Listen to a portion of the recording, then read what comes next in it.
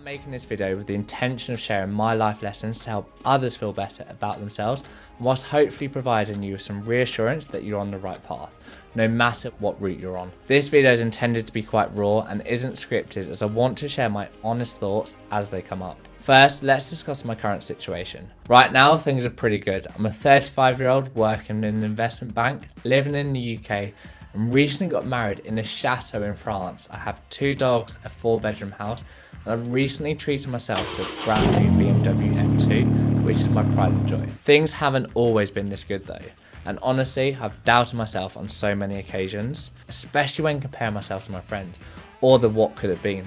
It's important you don't do this, as everyone is living their own life. I've actually found that the best way to be motivational and to help yourself is to actually be proud of your friend's happiness and then use that to push yourself forward.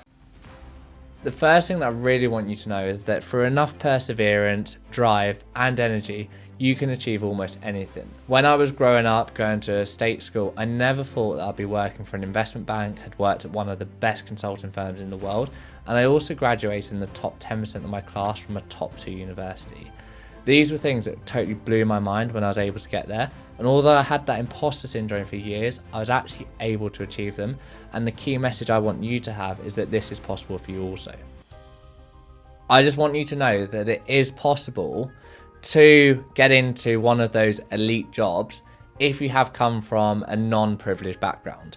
And by this, I mean that if you haven't gone to a top university, you've not gone straight into a graduate scheme at Goldman Sachs or McKinsey, you can still end up at one of those companies if you try extremely hard. And I have been able to work for the likes of BCG, work for 2 of the largest banks in the world, I've worked for the likes of Revolut, etc. So I have been able to achieve this myself. However, it has taken some perseverance and I have taken a slightly different route. So let me talk you through my career. So I went to a state school. I then went to a normal 6th form college. So it was actually a college that had a 6th form attached to it. There I studied mathematics, accountancy, business studies and law. And although I didn't do amazing there, I managed to get B's and an A because I was working almost full time as a checkout supervisor at Morrison's at the time, whilst also starting the business growing gourmet mushrooms. I only got those grades, and the biggest lesson I had there is actually try hard at 6th form, because it's very important what university you go to. So I was lucky enough to get into the University of Lincoln, where I studied business and management studies, and here was a fantastic time. I did actually spend a lot of my time socialising and making friends, but that's probably good for future networks, and I still keep in touch with lots of those people now. And I was lucky enough to go to a lecture one day where there was a discussion on placement years, and I decided to take a placement year. So that's a year in industry, it's also known. And that was probably one of the single most important things that I've ever done in my life, because otherwise I don't know where I'd have ended up after my graduate degree. I went to a company called Cummins, so it's a manufacturing company, and there I was able to do a year in industry, working for a manufacturing company, helping them to procure items that they needed for their machinery.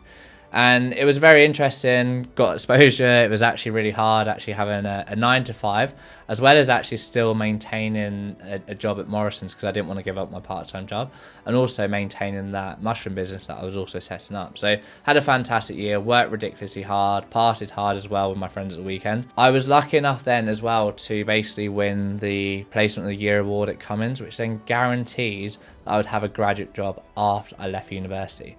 So I went back to Lincoln, finished my final year, and I was really lucky enough to get a first class honours and then won an award for my dissertation. After that, I then went back to Cummins, and I was on their graduate programme, so I got to experience various different things, primarily in the procurement function, where I was able to learn about global supply chains, working with international projects, global stakeholders, etc.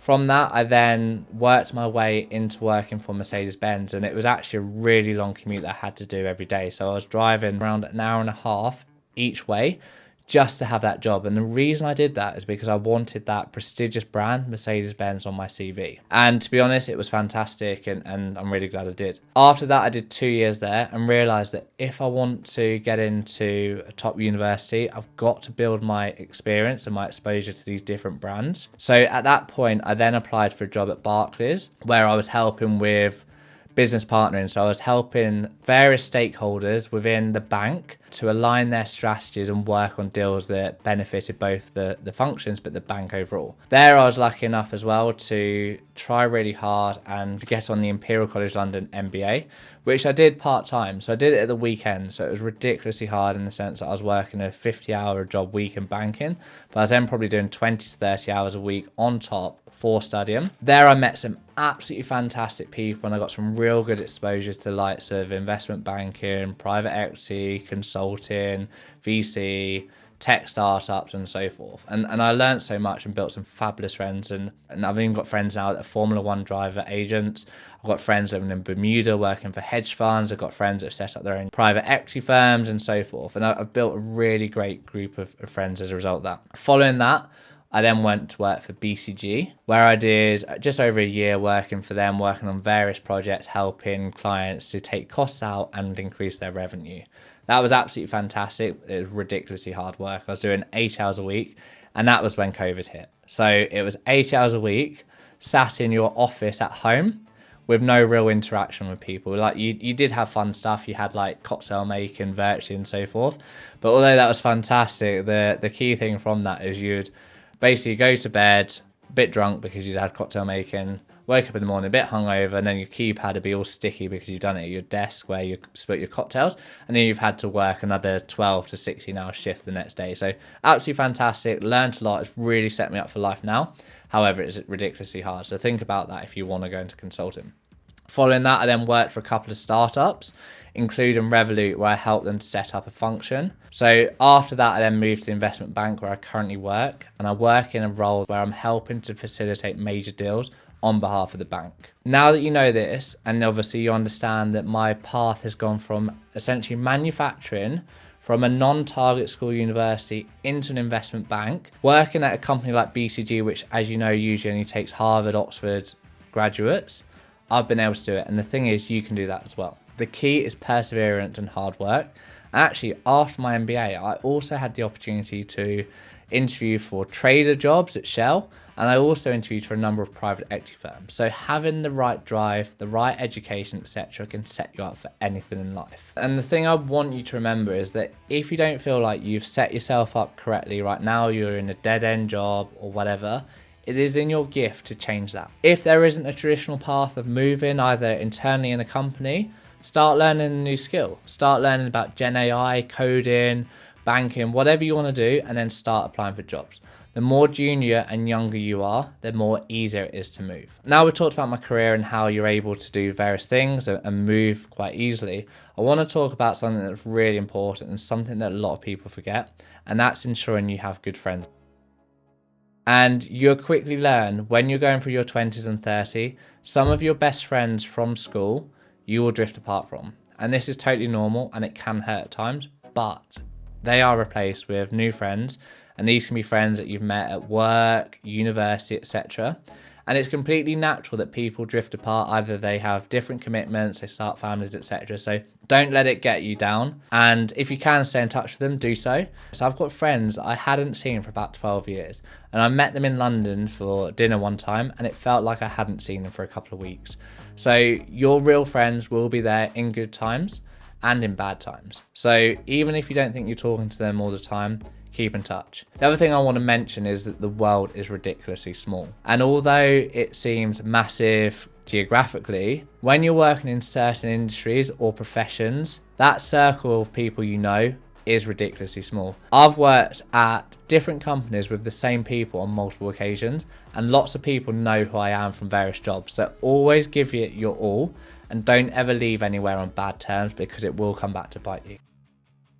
Another important thing as well is don't buy expensive items just to impress your friends. Do it if you can afford it and it falls within your budget. And a really good way to think about how you can spend money guilt-free, and I recently made a video on this, I'll link it in the description if you want to watch it, is basically buy luxury goods that make you happy if they fall within a 20% of your budget brand. So the best way to look at budgeting in a way that will allow you to grow your wealth, but also allow you to cover your expenses and then also have fun, is to look at it in a 20-60-20 rule. So you should have 20% of your pay going into savings and investments. This could be investments into the S&P 500, crypto, whatever you want to do, just manage it and put 20% in there.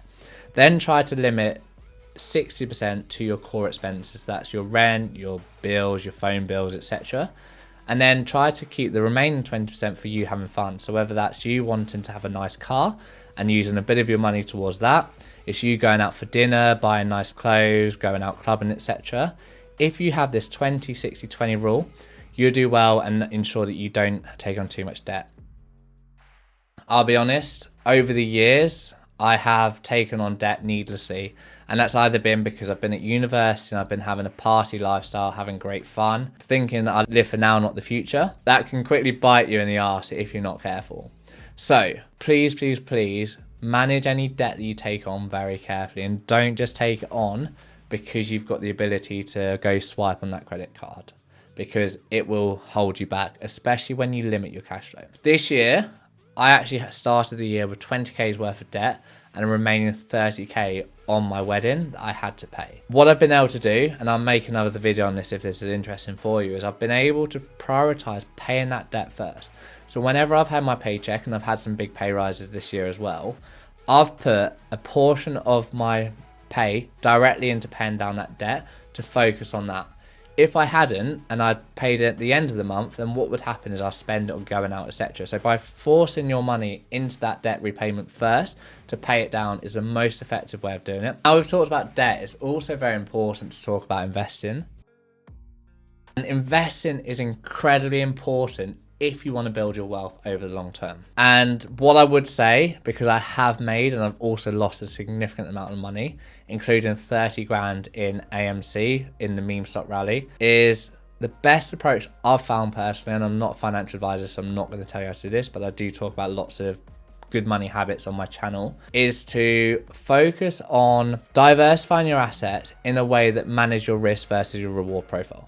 So personally, I like to invest via stocks and shares ISA in the UK, so I pay no tax on the capital gains or dividends, etc. But I like to invest in ETFs such as the S&P 500 or individual blue chip stocks that I think are going to have good value. So a number of them that I've done recently really well on include the likes of Tesla, MicroStrategy, etc., as well as having a small amount of my money for more speculative assets such as GameStop, AMC, and a bit of crypto. The other thing I'd also say as well is a really good approach is don't just throw all of your money into investments in one go, because you don't know which way the market's going to go. So personally, I like to do dollar cost averaging. So every Monday, I have a fixed amount of my money that goes directly into a stocks and shares ISA, and then it's reinvested into my assets as I've allocated them. That's a really good way to smooth the peaks and troughs when it comes to markets. Another really important thing as well that you should think about is having exposure to more risky assets, the likes of cryptocurrency, etc. But if you do, invest for the long term. Another really good strategy is to only invest the money that you can afford to lose and you don't need in the short term. In the past, I've actually invested money, and this is one of the shortcomings when it came to my wedding fund initially. I'd have invested my wedding money, which you shouldn't do. But basically, only invest money that you don't need, because in the short term, dips can happen quite fast. Over the long term, traditionally, if you're investing in indices such as the S&P 500, it does typically go up. However, it doesn't always go up in the short term, etc. So always think about that and don't necessarily over invest, because I've done that too many times and that's how I lost a lot of money. Another thing as well is there's always some big shiny thing that's going to come along and steal your money. A few years ago, we had NFTs. You remember those, where you were buying an NFT thinking it was going to make stupid amount of money when it was just some form of digital artwork. Now you've got meme coins in the cryptocurrency space. You have penny stocks, you have meme stocks, etc. There's always something out there that people are suggesting you buy, and it's almost like it's a big pyramid scheme where everyone's pushing the price up until it then drops drastically. Don't be the person getting left caught holding the bag at the end, because you'll lose a lot of money, and that's what happened to me with AMC. There's always a narrative that's pushing something up, but there's also someone else on the other side of that that's going to drive your money down. The last thing I want to talk about, and this is the most important, is to ensure that you keep educating yourself, learning new skills, and you don't ever give up. What you will find is that anyone that doesn't continue to invest in themselves will stagnate. And if you stagnate, you're essentially going backwards in life whilst everyone else is accelerating. One of the reasons I've actually built this channel is I wanted to push myself out my comfort zone and get used to recording content, coming up with creative ideas to then give back to the community and help others to learn about things. One of the best things I ever did was doing my MBA, and then one of the best things after that is to continuously learn. Because if you learn, you take on new responsibilities at work, etc., that is how you will grow. Pushing yourself out your comfort zone is the best way that I've found to get job promotions, get new opportunities, and so forth. In addition to that, networking is key. If you want to get on in life, try to network with important people. What you will find is it won't be that direct connection that always helps you. It could be a connection of that connection that can really help you. So finally, I just want you to know and to think about this. If you're younger in your life, firstly, awesome news for you. I'm so jealous. I wish I could rewind back time. However, have no regrets. Don't feel down about where you are, because you can change anything, and it's in you and it's in your head whether you're successful. Don't get put down by others. Don't compare yourself to others on social media, because quite often that's a load of BS and it's just a facade. Drive yourself hard and you can do well, and you can be earning a significant amount of money working in an industry that you like, similar to me. Thank you for watching. If you like this content, please like and subscribe.